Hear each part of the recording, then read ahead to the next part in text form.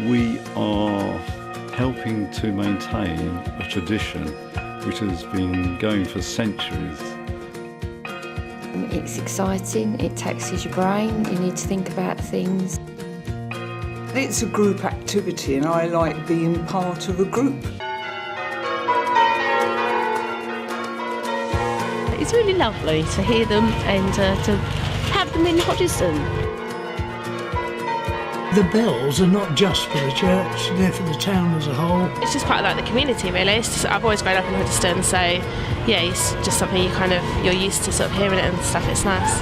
Yeah, we'd have 2 bells, one in each hand, and you would take turns in a row to ring them and continue in what we call a round.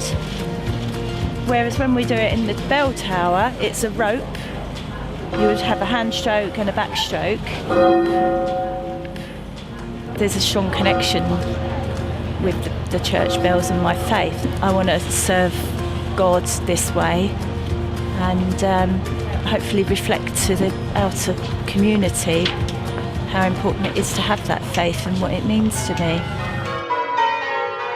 What we've found is in the community a huge empathy with what we're doing and the fact that the bells are there and they feel they are part of the community.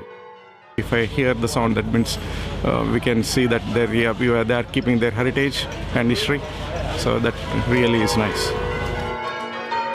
The bells were actually given to the town and to the church by the family of the local brewery, the Christie family.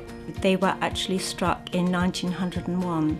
A local family was the brewery owner, and the 5 sons decided that they wanted something to be a memorial to their parents, and they decided, we've got this lovely bell tower with no bells in it, so we will donate the 8 Warner bells to the tower.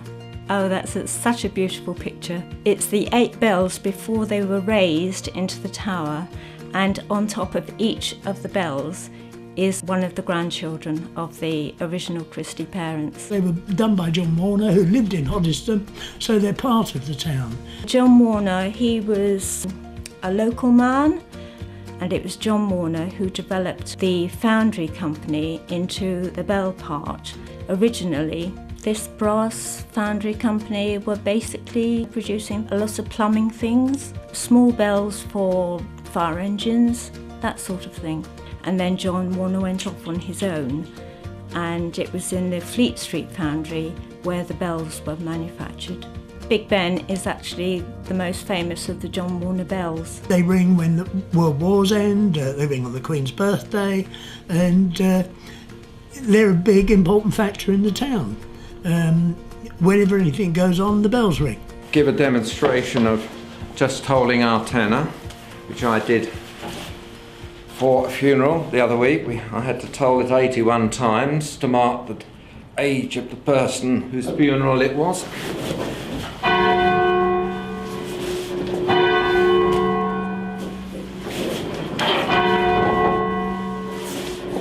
Something more than just the church. It has been a warning, has been a joyous moment, celebrations and great occasions. It provides this sense of community, of the whole sort of community being brought together by this beautiful sound. And it's a quite unique sound, the English bell.